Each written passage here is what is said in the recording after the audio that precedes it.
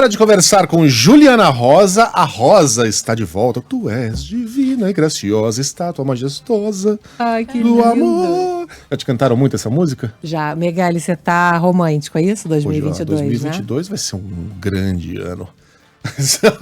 Pegou um sol, tá queimadinho. Eu fui pra praia, eu voltei da praia. Ai, que delícia. Eu fui à praia, mas ninguém vê que eu fui à praia, né? Porque eu passo protetor solar. Te entendo. Aquele Tamo junto. 70, tamo junto, né? Parece aquela gringa na praia, aquele chapelão. Mas eu sou branquela também, mas dessa vez a coisa funcionou. Ô Juliana, bem-vinda, bom ano pra nós, que seja suave. Obrigada, não será, bom mas, ano enfim, pra todos aí, vocês ouvintes também. A Ellen tá aqui na Labuta hoje aqui com a gente, né? Eu quero a sua opinião sobre uma matéria que eu vi aqui na Folha de São Paulo, a apuração do Júlio Viziac, que conversou com gente muito importante do mercado financeiro, banqueiros, representantes setoriais da indústria, agronegócio, comércio, e concluiu que ninguém está acreditando na possibilidade da chamada terceira via em 2022, que as apostas dessa gente que comanda o PIB no Brasil são mesmo de um segundo turno entre Lula e Bolsonaro. Eles entendem que os tucanos fizeram um papelão ali, mostraram uma falta de unidade nas prévias que elegeram João Dória como pré-candidato, que o Sérgio Moro não vai empolgar, não vai roubar votos nem de Bolsonaro nem de Lula, não deve passar dos 10%, e que basicamente ninguém hoje tem gabarito para conseguir ameaçar esses dois pré-candidatos que já são muito conhecidos do público, que conhecem os seus defeitos e mesmo assim estão lá disparados na frente. É essa a impressão que você tem também, conversando com as suas fontes? O que eu tenho percebido é que todos os relatórios de projeções para 2022 levam em consideração esse cenário. É Lula e Bolsonaro no segundo turno. Então, todas as projeções estão nessa direção realmente. E o que significa? Significa que a gente não sabe como é que vai ser a agenda econômica, né? Como é que vai ser em 2023, mas mais do que isso, para esse ano, como o mercado financeiro, como você falou, está vendo o Bolsonaro disputando com o ex-presidente Lula o segundo turno das eleições, o que todo mundo fala nesse momento é que ele vai fazer de tudo para angariar votos, para poder sair na frente, porque as pesquisas mostram que o ex-presidente Lula está muito na frente do presidente Bolsonaro. Então, hoje, a maior preocupação é o que ele vai fazer à frente hoje da máquina pública para poder conquistar mais votos. Então, a preocupação é o quanto que ele pode gastar cada vez mais para poder agradar esse eleitorado que é importante para ele conseguir votos. E a gente nunca teve um presidente que usou tão abertamente a máquina pública. Todos usam, tá? Todos.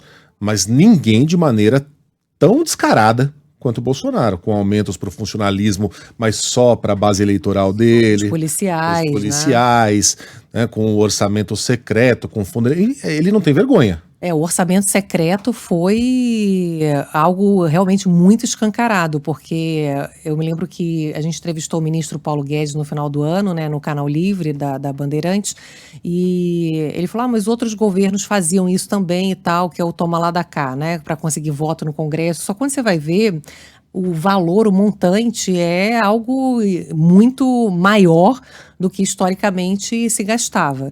Então é uma coisa assim, era 2 bilhões, sei lá, agora é 20 bi, né? É um negócio muito maior para poder conquistar votos ali, para agradar os políticos e eles conseguirem aprovar o que eles querem. Então, a gente começa esse primeiro dia útil do ano aqui no mercado financeiro, aqui no setor produtivo, muito de olho nessas medidas que o governo vai fazer para conseguir votos. E a preocupação disso é que quanto mais o governo gasta sem cortar na própria carne, né, sem cortar gastos públicos que são desnecessários, obviamente. Nesse momento de pandemia, os gastos tinham que estar voltados para os mais vulneráveis, para o aumento de proteção social, para o microempresário, né, que está endividado. Mas cada vez que ele aumenta gasto sem uma contrapartida de cortar na carne, a gente vê a preocupação com a inflação. Porque quanto mais o dólar subir esse ano, mais a gente vai ter pressão no nosso bolso, né? Então, a gente hoje tem o balanço da inflação divulgação pela Fundação Getúlio Vargas, que saiu agora há pouco, que é o Índice de Inflação Semanal, que é o IPCS, mostrando que a inflação, pelo cálculo da FGV, fecha o ano em 9,34%. No ano de 2020, foi 5,17%. Então, a gente teve uma inflação que dobrou. O IPCA deve, nessa direção, né, subindo de 5 para 10. E para esse ano, a previsão é 5, porque a gente deve ter uma boa safra agrícola. Então, os alimentos, alguns podem ter queda de preço, o mundo também deve ter também um freio agora e os preços internacionais devem dar uma apaziguada. Agora, a preocupação é justamente o dólar, porque se o dólar sobe muito, aí a gente começa a ter pressão de combustível novamente, né? Petróleo, o próprio alimento, tem alguns alimentos em dólar, por exemplo, carne. Se o dólar sobe muito, a nossa carne fica muito barata. Então, pode começar a ter mais compra internacional da nossa carne e aí falta carne aqui dentro. É uma preocupação que a FGV tem colocado. Então, essa questão fiscal e eleitoral vai ser o assunto mais importante esse ano e a gente vai certamente acompanhar, né, Megália, e esse assunto muito de perto para ver se a gente consegue ter as custas de um crescimento menor, infelizmente, uma inflação, né, menor, porque o país vai crescer, segundo a pesquisa que saiu agora há pouco do Banco Central, 0,36% esse ano. É zero, né?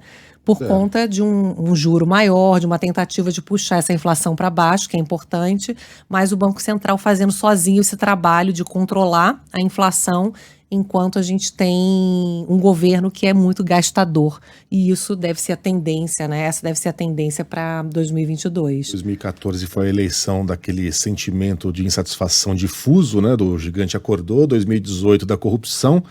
Essa vai ser a eleição da economia. Exatamente. Muito bem. Juliana, 2022 está aí. Será um prazer passá-lo com você. Também. Você sabe que tem uma frase que eu recebi agora, só para a gente se animar um pouco, né? É importante a gente saber o que vai acontecer com a economia para a gente ir se ajustando, né? Notícia ou autoajuda? É autoajuda, né? É uma frase do William George Ward que fala que o pessimista se queixa do vento, o otimista espera que ele mude, o realista ajusta a vela. E a gente vai seguindo aí, ajustando a vela, porque brasileiro, né? Eu tenho um pouquinho mais, um pouquinho menos. O pessimista nada mais é que um realista bem informado. Boa. Valeu, Ju. Beijão. Beijo, Ju.